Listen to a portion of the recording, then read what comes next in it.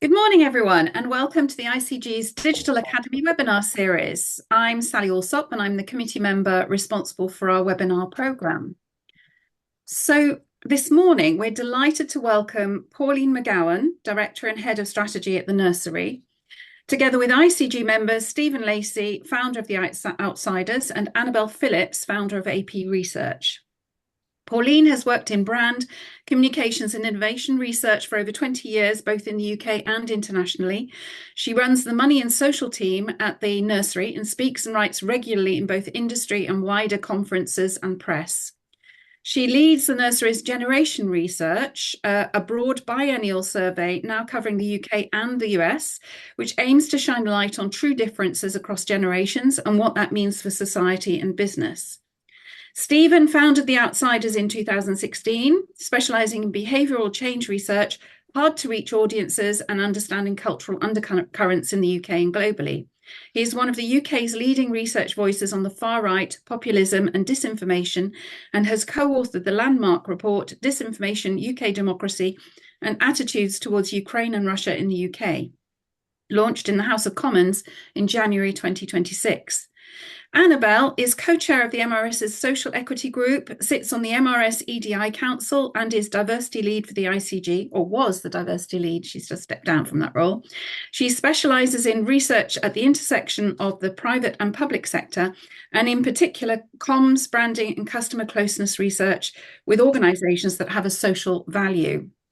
So during this panel session, Pauline, Stephen, and Annabelle will be bringing together different pieces of research to reveal some perhaps surprising insights on young people's attitudes, how the far right is a more disparate group than you might think, and what lessons can be learnt across the political landscape and for all marketing and comms teams. As usual, there'll be an opportunity to join in the discussion at the end, so please write your comments in the chat as we go through, and then either turn on your webcam and raise your hand if you'd like to speak, or if you prefer, we'll read out your questions and comments on your behalf. Just a word of warning before we start. The ICG is an apolitical organisation, but some of the findings might seem controversial. We'd just like to remind you that this is based on research and it's a learning and understanding session. No political persuasion is intended. So please do bear this in mind when you're listening to the speaker today. So before we start, this webinar has been generally sponsored by the Insight Zoo, founded by Nicholas Kaiser, a German qualitative research agency which operates in Germany, Switzerland, and Austria. It strongly believes in the strength of good international relations and was drawn to sponsor this session as it appears to reflect political movements in Germany as well as the UK. Nicholas is also an ICG member, so thank you to Nicholas. Again, before we begin, here are some of the events we've got organised for you over the next few weeks. Notably, the ICG Summer Party on the 2nd of July. So those of you who haven't signed up for that yet, please do. And we've got a really interesting webinar coming up for you on the 16th of July. Again, this was a paper that's already been presented and very interesting on new findings on social relationships and AI. We do have lots of great value sponsorship opportunities on all our online events. So if you'd like to know more, please just reach out to Lucy. So now I'm going to hand over to our panelists, Stephen, Pauline, and Annabelle.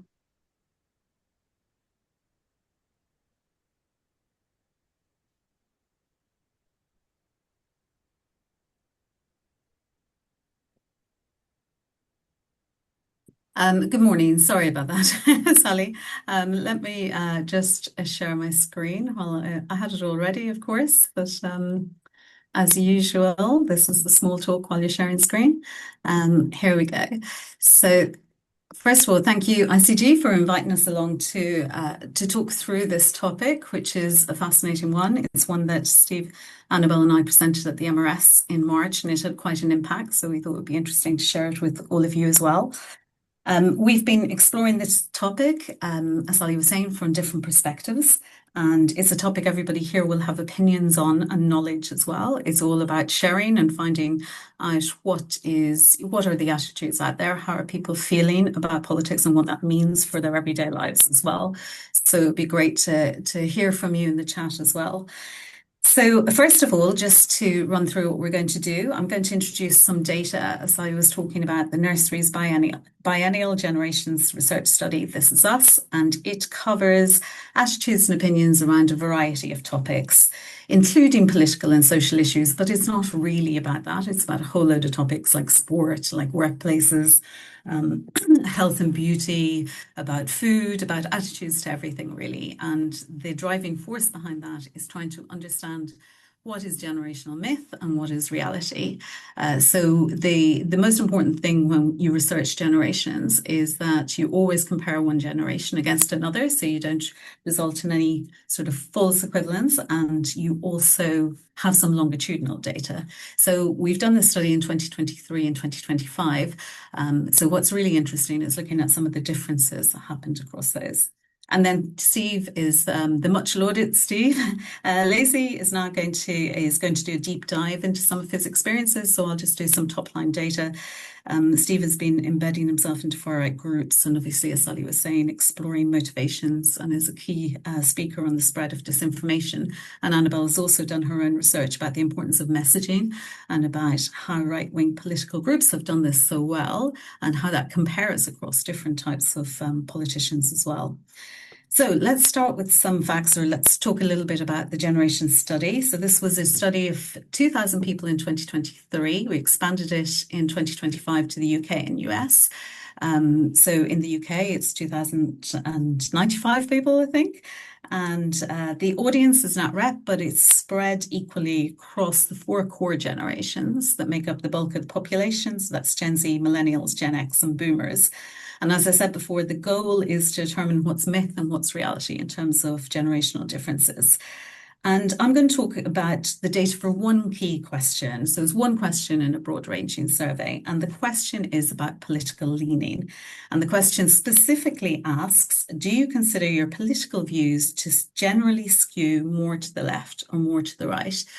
Now, the question in the survey is obviously a sliding scale, and there's a 10-point scale behind it. I've done a short version of this, condensed version, on Slido. So if you want to take your phones out and click on this QR code, you can answer the question yourself.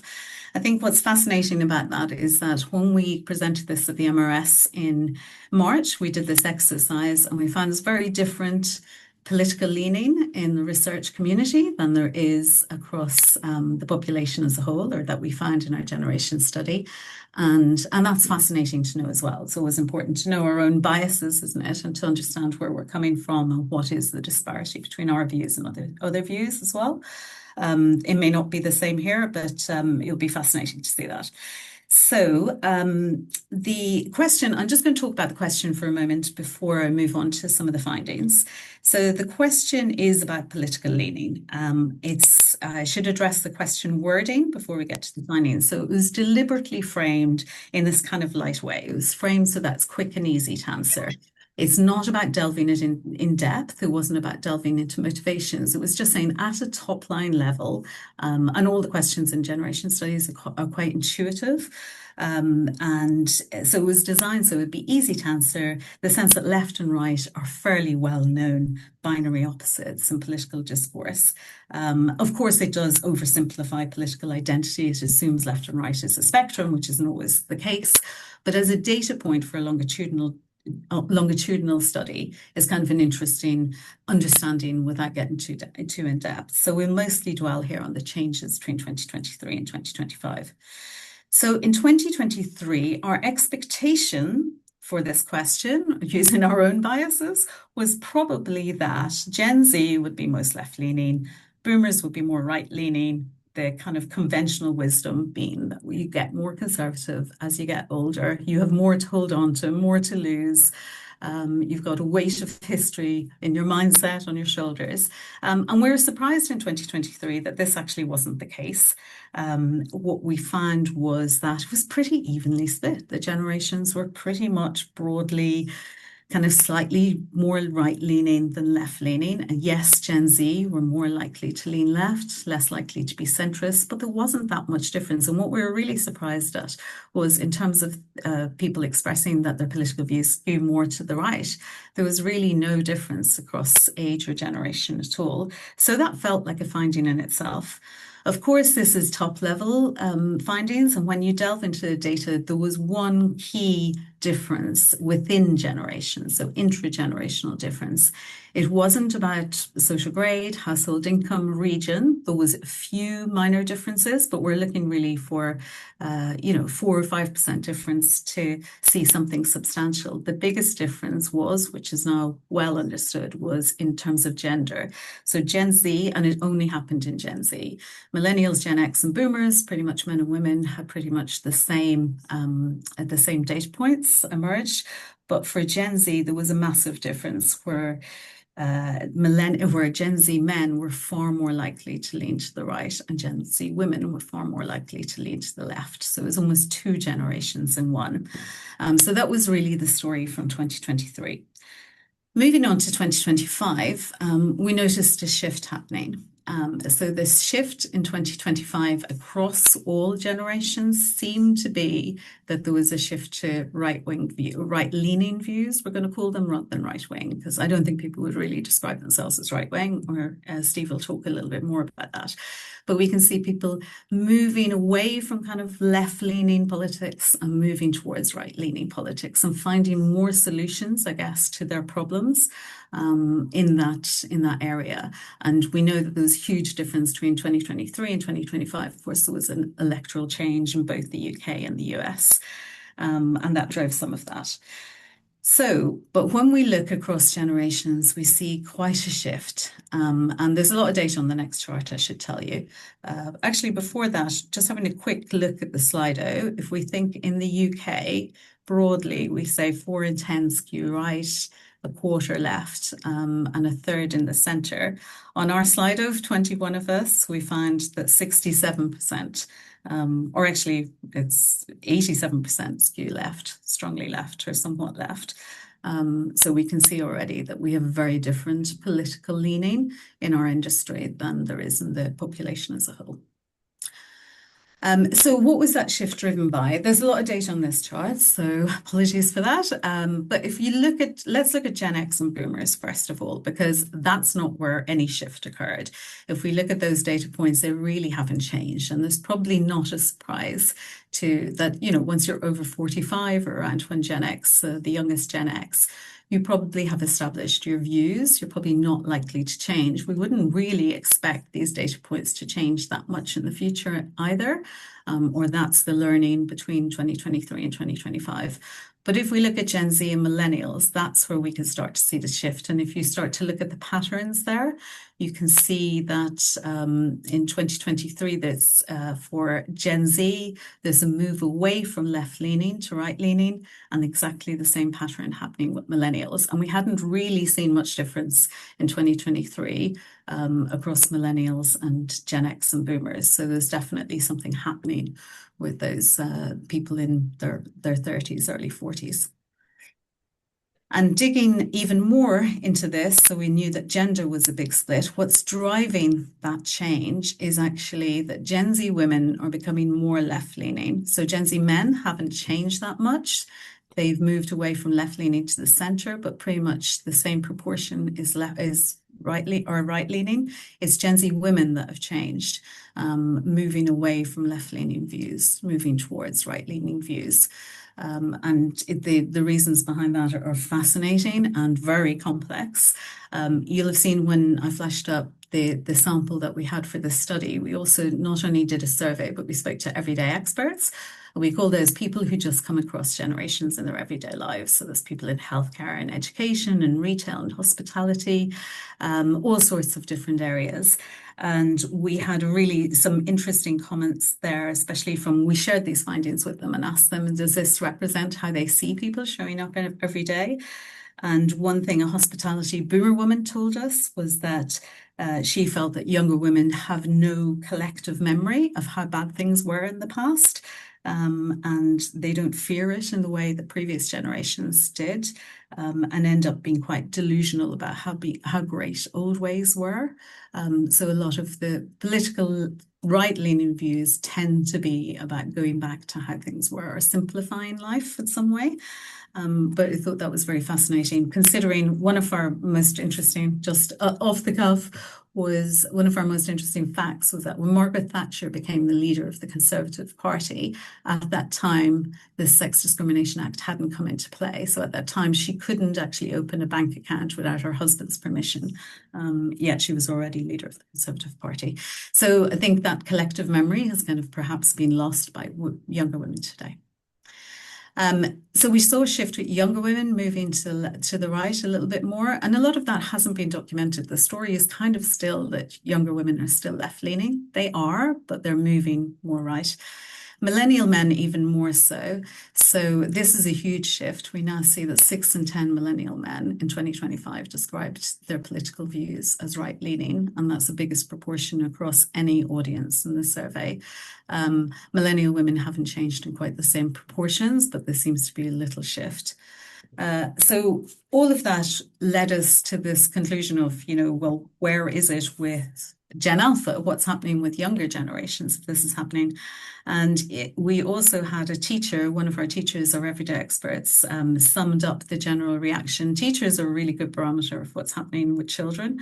And I know a lot of the research we do with teachers, they pick up a lot of things that are happening in classrooms before it becomes part of the general narrative. But she had said, I think the biggest misconception is that generations are getting more progressive and more liberal with their opinions. From what I experience at school, this isn't the case, especially with boys. There's a fascination with right-wing views, almost a, we know this is wrong, but we're going to say it anyway.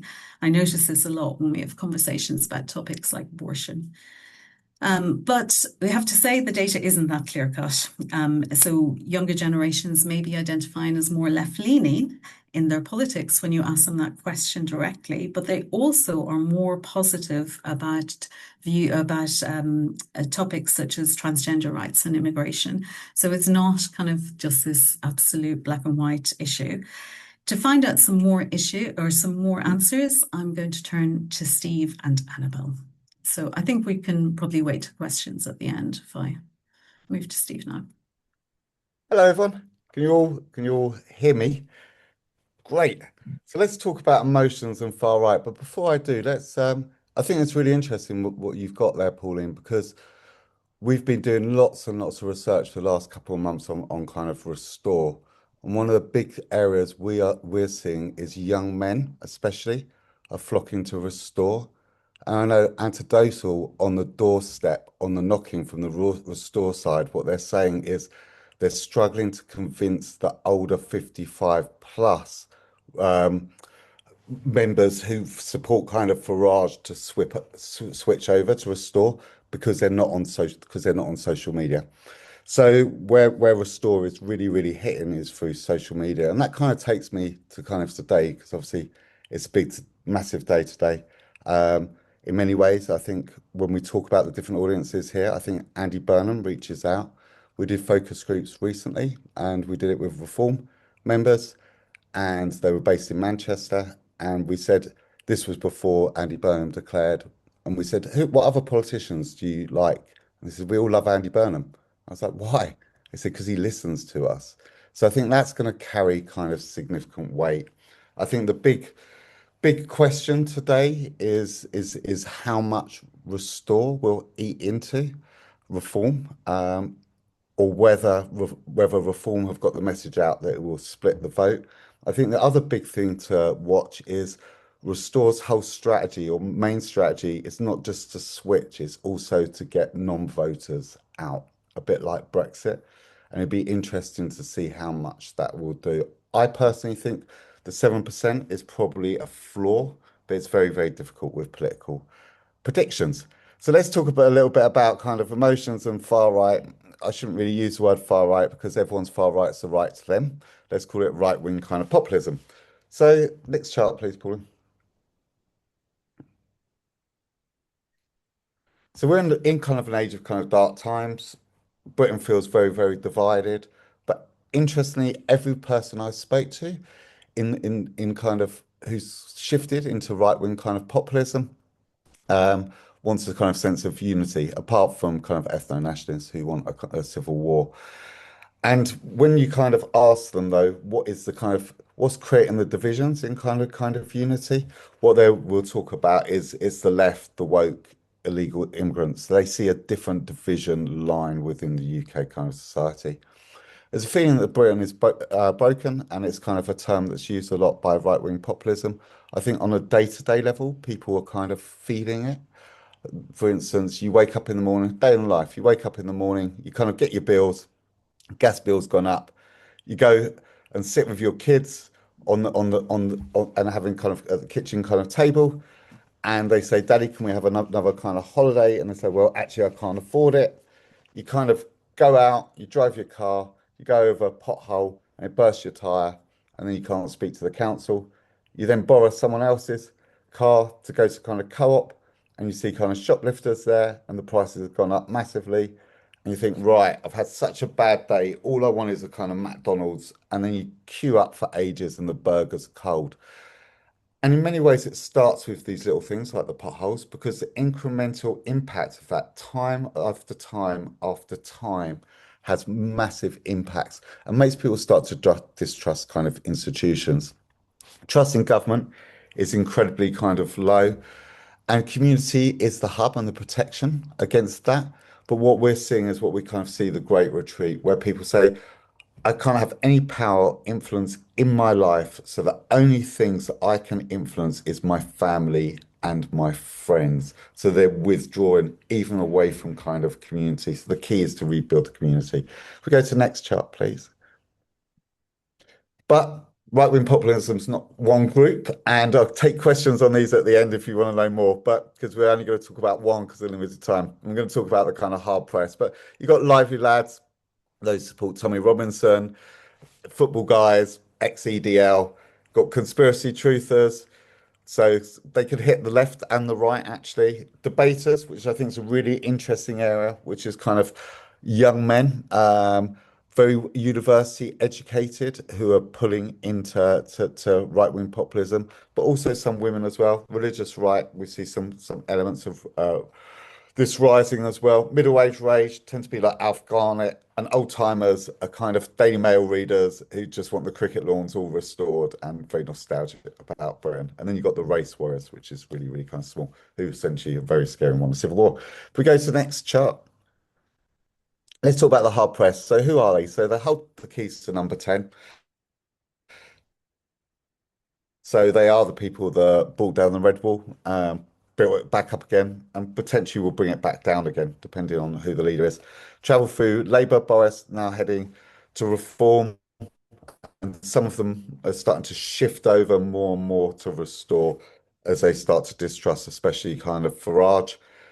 What important? Well, they tend to be men and women aged 30 to 40. And the but big thing that defines them essentially is a sense of certainty that life hasn't changed too much and fairness. If we go to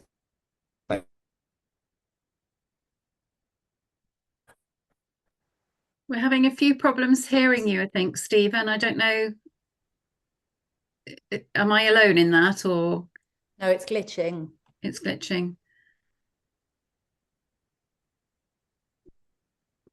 Don't know if you could turn your camera off, hear Steve. me.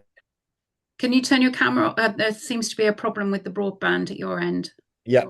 So who are they? So they're an audience that like evolution, not revolution. So they like small changes. They've been kind of punished by kind of globalization. Importantly, they feel unsafe and kind of unheard, and they feel very, very judged by others, especially kind of middle class audiences who they feel don't understand their world. If we go to the next chart. Cool.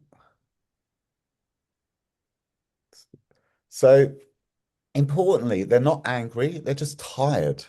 And they're tired of being talked at, being tired of being talked about by others, tired of being kind of polled, profiled. They're tired of policies that don't talk their kind of language and talk to them. And they're tired of being subject of national debate. And essentially, we can take that tiredness even more. They're absolutely kind of exhausted. If we go to the next chart. So what they want in life is they kind of want direction and kind of order, And for them, I think the big thing is you hear this language, they've been left behind. I don't like that language because that puts the emphasis on them, and they've got to reskill, kind of educate to change their lives. They've been walked away from, and they've been walked away from by investment, changing kind of high streets, changing jobs, changing economies, and they haven't been listened to, which is some of the reasons why they're shifting to right-wing populism. If we go to the next chart. Because this is the big point. So for me, this is an audience on Schwartz, and I love Schwartz, that focus on tradition, conformity, and security, and most importantly, benevolence. And benevolence is that sense that looking after those that are close to me, my kind of family and my kind of friends. Most kind of government messaging talks in the frame of kind of universalism, change the world, help other people you don't kind of know, or focuses on the words like new. So it would talk about learn a kind of new kind of language, right? So to describe different kind of groups in society. It will use words like regeneration. This is an audience that doesn't want regeneration. They don't want the new. They want things to restore to where they used to be. And that's really, really important. And that's important for purpose as well, because most purpose is focused in kind of universalism. And I think at the moment it's the most important time ever for purpose, but it needs to be focused on benevolence. It's about rebuilding the youth clubs, rebuilding the social structure, brands getting involved in a very local area to help them and their family. If we go to the next one. So the other big thing people make mistake is they think it's all about hope, and Andy Burnham's talk about hope. Every politician talks about kind of hope, and the big danger is hope becomes optimism, and brands do the same when they kind of talk about optimism. It's brightness, it's big kind of change. They don't essentially believe anymore that things will be better, and they don't want big kind of statements, leveling up. All these big statements they don't kind of believe.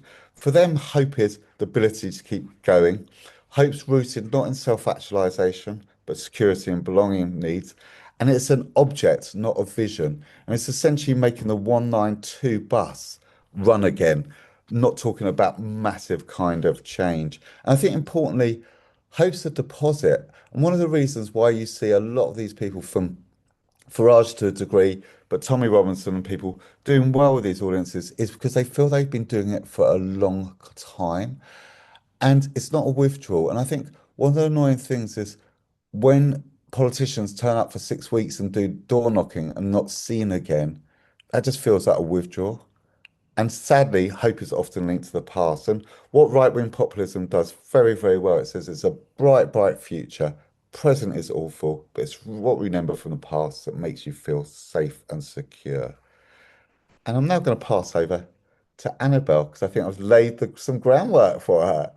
You have indeed. Thanks, Steve. It's just fascinating as ever. It's always a joy to listen to the stories that you tell and the sort of picture that is painted. And and as Steve said, this the social contract really is broken for people.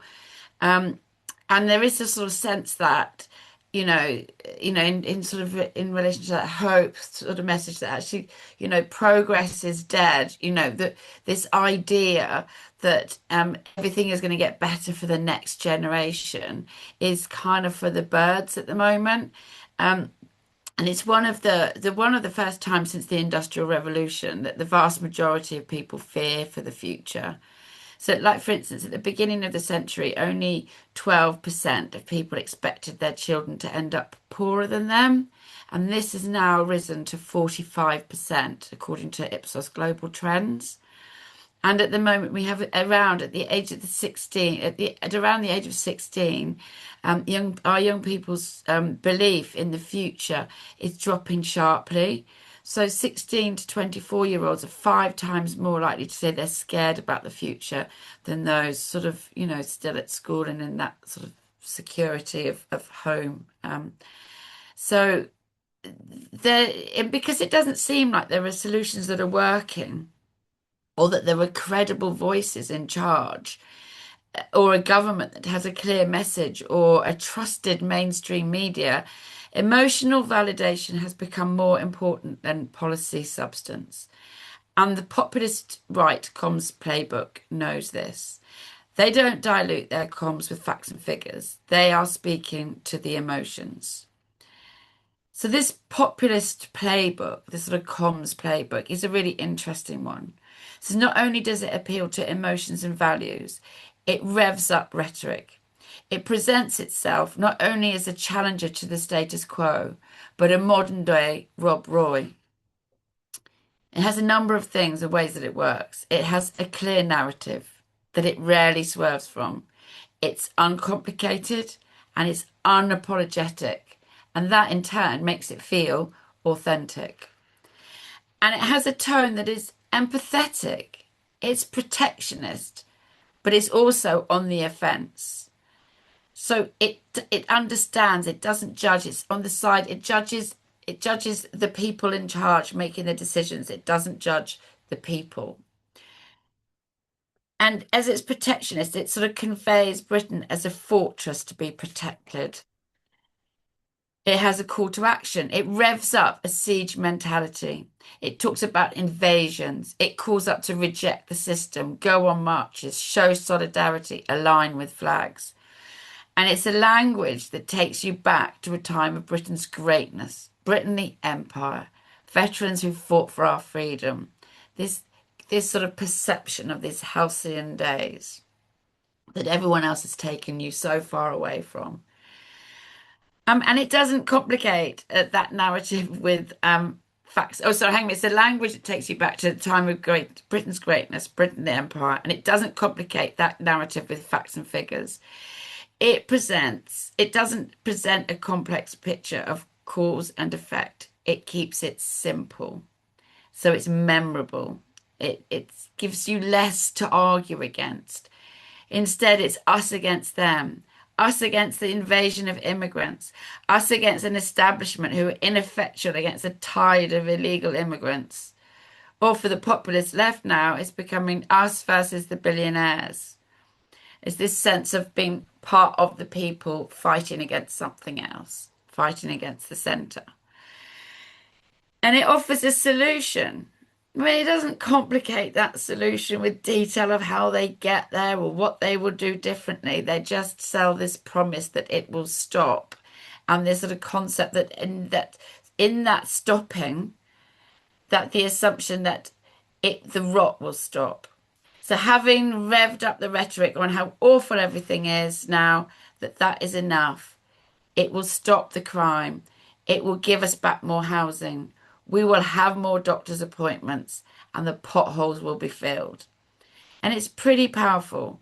When you're living the life that Steve just painted for you, this is compelling. A vote for the right is a vote for making life a little bit better again by presenting an argument that is easy to follow.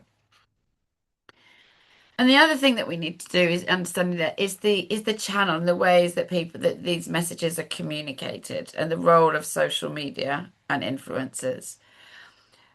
We know that social media is becoming more and more influential in society today, and we know quite a lot of the way that it works and the way it resonates with people. But it's particularly interesting to see the role of social media in this context and in politics for populist right. Reform voters feel let down by mainstream media. They're actively turning away from it as they feel that it has a specific agenda and one which doesn't fit their own. It's trying to tell them what to think, but it doesn't fit with their subconscious bias.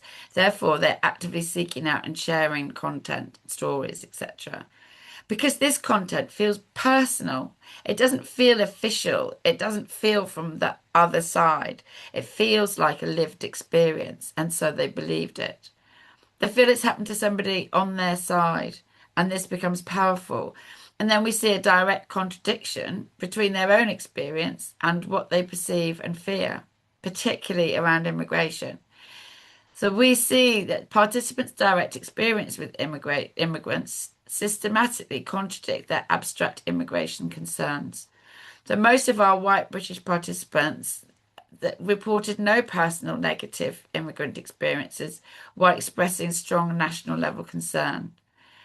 One Reform swing voter acknowledges no problems with asylum hotel residents in her area, yet maintains that asylum hotels is a #1 issue for Britain today and an issue that her voting intention hinges on.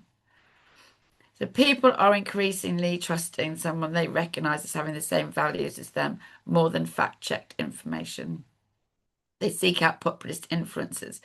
And it's interesting to see how these voices resonate and how ready voters are to forgive them for their flaws. So let's look at a couple of these people in a bit more detail. So if we can just go to the so we have for us now. I just need to kind of caveat this that I did this analysis sort of 5 or 6 months ago, and we presented at the MRS conference. At that time as well, Restore wasn't even a registered party, so I haven't got Rupert Lowe on here, and obviously Elon Musk has been doing a lot more recently as well, so I think he's a really interesting case. And so there's been, variance in all of these things. Trump has started war, and that's obviously been impacting his impression as well. But at this point, it's like this. So this is a sort of point in time. I think is my long-winded way of what I'm trying to say here.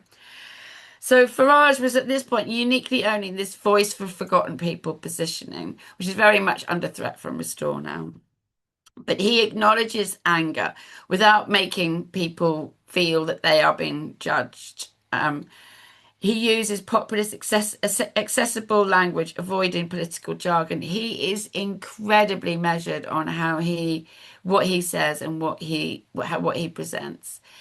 None of this is off the cuff. None of this is always thought through. But he has this excitement tone which revs people up.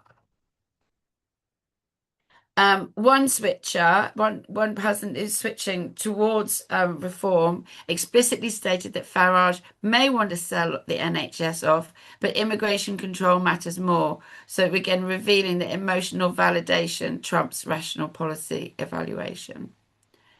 So Trump, as I say, this is pre-tariffs and pre-Iran war, and this was during his state visit to the UK. But he had this sense where people knew that he wasn't perfect. There were the flaws, and sometimes they said, he could be a bit of a toddler, but he had this thing that people at UK participants admired about him, getting things done and putting America first. So there was this sense of, he's prioritizing his own and he's getting things done. It might not be conventional, but he's getting it done. So perception-wise, he veers from CEO of the US to toddler.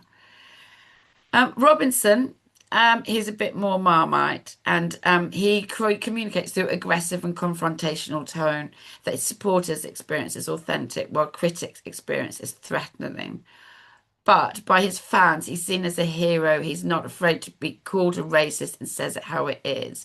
So, you've probably seen there's been a lot as well. I've seen a lot around the Makerfield by-election of interviews with the electorate there saying, again, really, in the riots and everything, it's really coming up again with people saying, these are my views and I'm sick of being called a racist for it. Now, I'm not going to get into the whys or wherefores or anything or what's right or wrong around this, but it's, for these people, that's how they feel. And what Tommy Robinson does is he gives people permission to feel that they can have those views and not be feeling that they are racist. And Elon Musk again does that. So he's even more divisive. He's like the extremist and obviously sort of a funder of Robinson as well. But he is again that sort of very divisive, standing up, calling for civil war. People saying, why is he meddling in UK? But for those on the further towards the sort of Restore area now, he is seen as a sort of a bit of a hero. So those sort of inciting that sort of sense that you can take back some kind of control and you can go and protest. So then again, that sense that he's giving them permission to lean into that. And Starmer is really useful to look for as comparison because you can see we sort of see these people as sort of revving things up here, where he's very vulnerable on charisma and authenticity and delivery across the board. So Reform voters call him anti-British and a disgrace, and Labour loyalists even call him weak and untrustworthy, and Green voters call him uninspiring and bland. So demonstrating this sort of universal weakness without compensating strengths. And it's interesting because he is actually they are actually making headway on a lot of the issues that people are concerned about around immigration, which is obviously, a big key issue in this context. And but they just haven't managed to communicate that. They haven't managed to talk about it and to let that sort of permeate the national conscience in any way, which is interesting. And he uses very measured, very cautious language that all segments describe as sort of uninspiring, and again revealing this tone mismatch with the emotional moment. So when we did this research, if we go to the next slide, please, Pauline, Zach Polanski had just become the leader of the Green Party. And it's been very interesting to see that he's used a very similar playbook for the populist left, with again that same sort of urgent tone and tapping into more current platforms and using social media a lot. Although he's used a slightly different tone, it's been less about sort of protectionist and a fortress and more about sort of community. But it has been again pitching pitching against an enemy, that enemy though being the billionaires rather than the immigration. So meanwhile, Labour are trying to put their facts and figures out, but they're not landing because nobody understands their narrative, their reason for being. They've lost that clarity. They're trying to give all the facts, and it's just confusing. So Labour's failure lies not in wrong policies, but in missing the emotional prerequisite entirely. And there are some key learnings here for all parties, but also more widely for any comms with the public at the moment. The forces galvanising the populist right understand something their opponents have forgotten. People need to feel heard before they can hear anything else. If you don't show you understand them, how can you possibly hold the solution?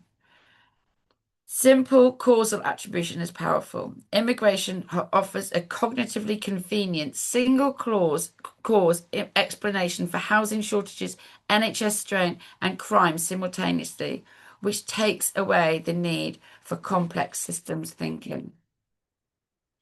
Influences and messages will be a key battleground area and a trust deficit area. The Greens have understood this and are enjoying their best successes to date. Let the battle commence. Tone is important. Farage and Robinson's tone galvanise. Starmer turns the electorate off, which undermines credibility no matter if the message is right.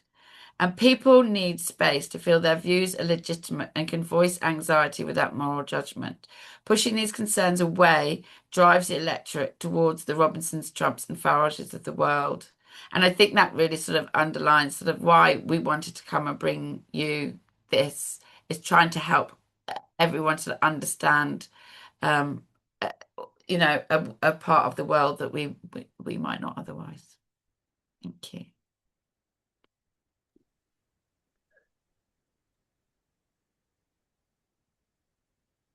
Fantastic. Thank you so much to all three of you. There must be some questions out there. There's nothing yet in the chat, but does anybody have anything they would like to add to the discussion or any questions to ask of Pauline, Stephen, or Annabelle?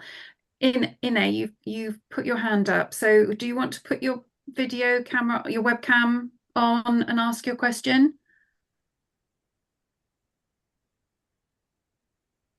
Sorry, no, I didn't put my hand up. Sorry, that was meant to be clapping. All right. Thank Okay. you for the presentation. That was great. Apologies for that. Okay, right. So let's have a look. There are a couple of comments that have come in. So so this is from Lucy. Is it thinking about the brand names of the leaders being discussed? Farage, Trump, Thatcher, Churchill, etc. on the right tend to be referred to as a single word name. Left-leaning politicians, Andy Burnham, Keir Starmer, Gordon Brown, is this deliberate on their part, organised by the media and marketing, or a general left-right view of the people involved?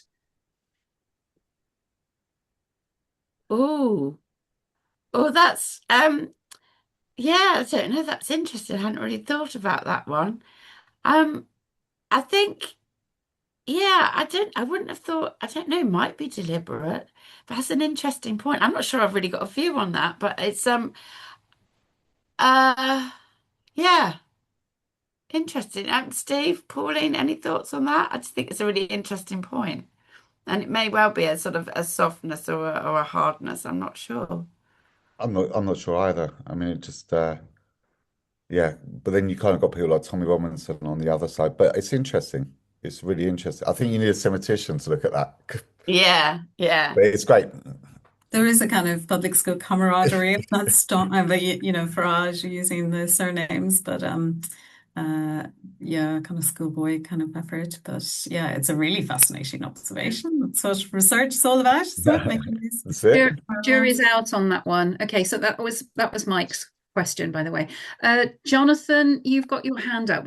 That is hand up, isn't it? Not ask, not clapping. Would you like to Yeah. ask a question? Yeah, look, that was really good. That was really good. And hang on, my earphone just came out. So look, what I was going to say, hang on, sorry, on the beach. I was going to say, have you taken us on a walk with you? I quite like It's that. it's a Lovely. sunny day. I had to come down here. Look, what I was going to say, I mean, I've done work for the Greens before, and I even did work for Steve Baker, the Brexit MP before. But looking at research for them, and I mean, what I find with political research is they push back enormously, and they say, no, we've been talking about this for years, we're not going to stop doing it now, or whatever comes out of your research, they push back. So my question to you all really is, what advice would you give to those who are seeking to counter all of this, or who are seeking to sort of push back and get more traction with voters, and those young male voters in particular? What do they need to do? And I mean, that's just generally, that's a lot of parties need to do it. What do they need to do to sort of gain some ground as they're losing it rapidly? What do you, even if they don't want to do it? It's a great question. So I think there's a number of different things. I've been toying with this for ages. So I think the first thing, especially, there's different audiences, right? But I think with the hard press, which is basically mass mainstream, the biggest kind of audience, one of the things that defines them, I think a lot of counter narratives takes the viewpoint that this is fear of Islam, it's fear of illegal immigration. It's not. It's rooted by fear for. So it's fear for my community, fear for my town, fear for my family, fear for my friends. So we need to work into that space to alleviate that.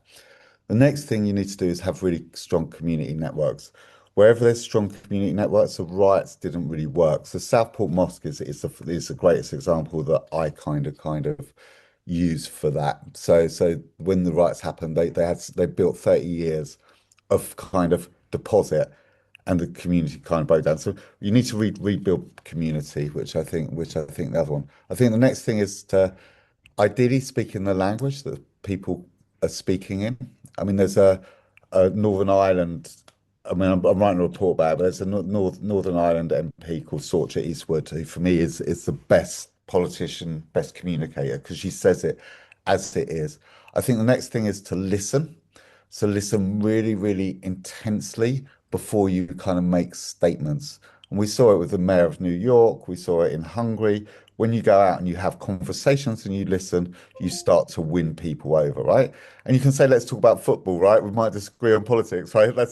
Next one is to meet them where they are. So to be in the kind of right wing kind of echo chambers on a not in the echo chambers, but on things like GB News. I don't think you should not be on things like that. I think another one is to move away from fact checking. What's fact checking? I don't like, I mean, fact checking has a role, but no, but the horse has bolted, right? The story is broken, right? It's like being at war and saying, "Oh God, we've just been bombed. Should we test what missile hit us?" Right? It's just we need we need to understand that right-wing populism hit those fires and know where they're burning. On a bigger scale, it's about hope, but it's about small, tangible hope, right? That's really small and really kind of measurable and really deliverable, and getting those little things right getting the bus in 192. And the next one's having politicians that are local and listen will do really, really well. And the last one, I'm writing a big I'm not going to tell you too much about it, but the big missing word in all marketing and communications, charity used it a little bit, is dignity. And I'm writing a report about that and it's coming out soon. So I'm not going to tell you anymore, but it's all about dignity. That's the underlying word that we need to tune into. Fantastic answer. I hope that's okay for you, Jonathan. I think there's a brilliant question from Graham. Why does the Labour Party not get this? I think it's a good question. I think some do. I think Labour, I don't know what Annabelle thinks. I think Labour Party is a broad church. I think, right. I'll tell you what the problem is that I think every party is trapped in the middle. So conservatives are trapped in the middle, right? With between Liberal Democrats on one side and Reform on the other. Labour are trapped between Reform on one side and the Greens.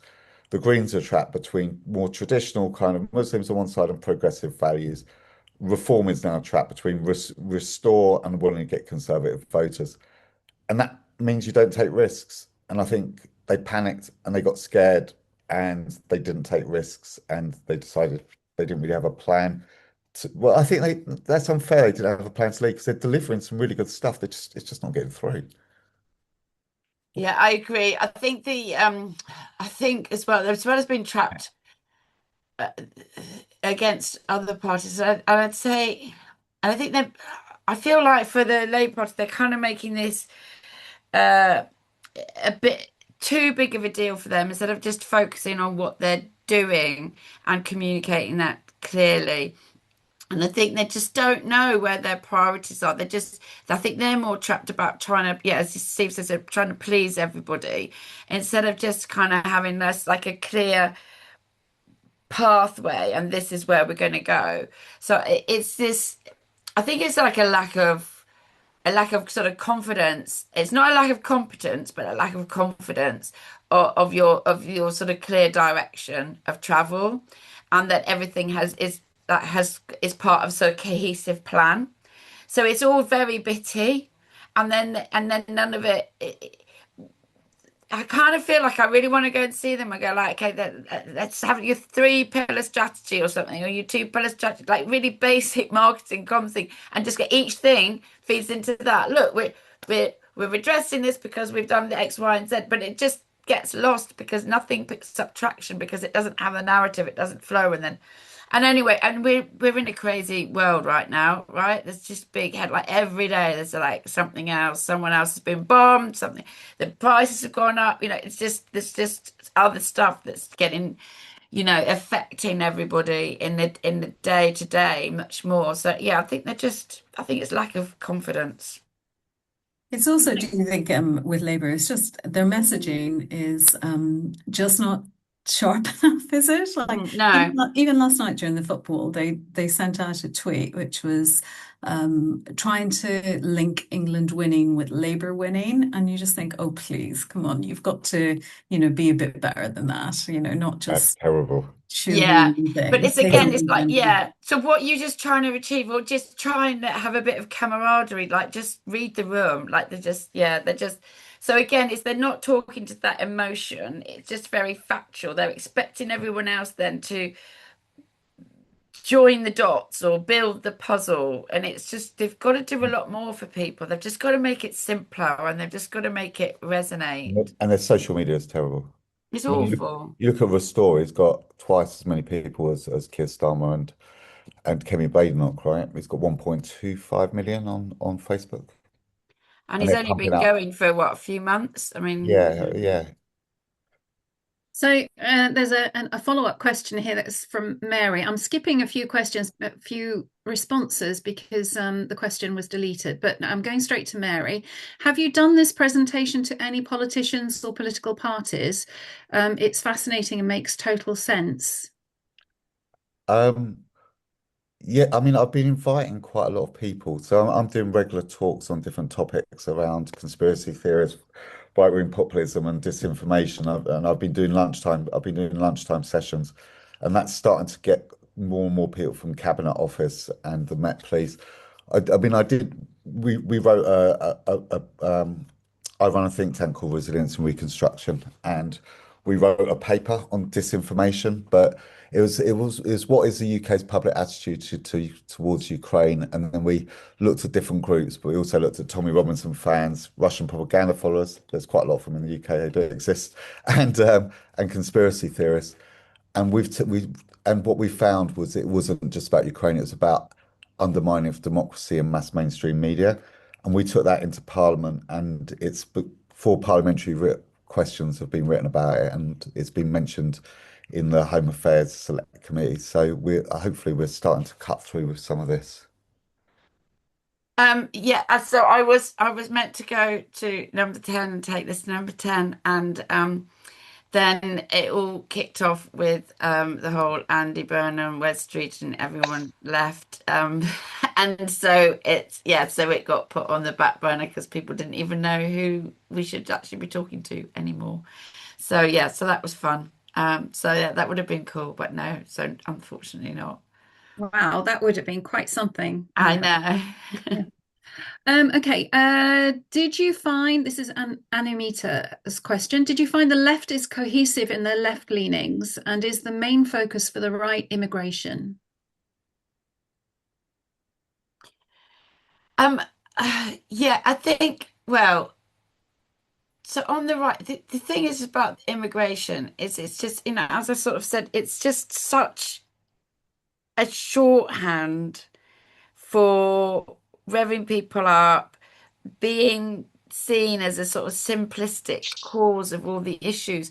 Everyone, it's not the only cause. You're not going to stop the boats, and the UK is going to be miraculously fine. Like life just isn't like that. It's just not going to work like that. But it's just this narrative that is just consistently easy to get to for people to understand, for people to use a hook, and for people to hang things off. So yeah, it's a really interesting one to say, is it really the end of the day? Because actually when we started then under exploring that in a little bit more depth and saying actually what's the most important thing to you, actually it's those other issues that they are blaming immigration for ruining. So it's like, can I get a hospital appointment? The health of my family, can I put food on the table? Those things. So it's really difficult to say, is that the only issue? Because I if you think start unpicking it, it's more about it's where the finger of blame is pointing. it's really dangerous, I think, to frame it in that lens, as kind of Annabelle kind of articulated. So I think the reason for that is we end up in the demo we end up how the Democrats played, where we thought everything is about identity politics. Now I've just done work on the Unite the Kingdom rally, and we asked our recruiter just go and find some people and do some diaries.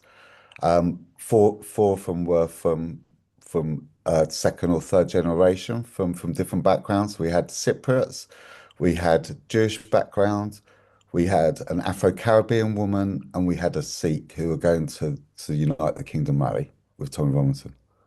So there's underneath it, there's, as Annabelle says, there's a lot more tensions and points. Yeah, we're finding that more. It's not a white issue. No. Okay. We've sort of theoretically run out of time. I don't know if you're happy, panel, carrying on answering Yeah. questions for I may people. get kicked out of a hotel, but I can carry on until I do. So Jeff says, great information. With these 2023 and 2025 learnings, what do you think is likely to happen in the UK? And thanks to Nicholas from the Insights U for sponsoring this when based in Germany. Can he say if the UK trends are similar in Germany? So let's go to the first part of the question first. What do you think is likely to happen in the UK? I mean, it's really hard, right? Because we don't it's hard to predict things because someone said to me, as I said, look, I remember talking to the interviewing editor of the New Statesman, and I said, there's a lot of black swans. She said, not black swans, they're Canadian geese that constantly shit over us, right? So we don't really know what's around the corner. And there's lots of different scenarios because Andy Burnham could kind of get a bounce, things could kind of change. I mean, I think the one definite The one party that's got nothing to lose is Restore, so that's the one to watch because they've now got national presence. Farage, if he loses his by-election, they've only ever won one by-election. They're looking like they've got their energies dropping. All the energies with Rupert Lowe, all the commentators about Rupert Lowe, all the mass mainstream people I talk to are going to Rupert Lowe. Rupert Lowe's got young debaters around him who've wrote much more policy documents. He's now got the grooming gangs, and he'll wait for the bounce back, right? Farage gets into government. I don't think he will.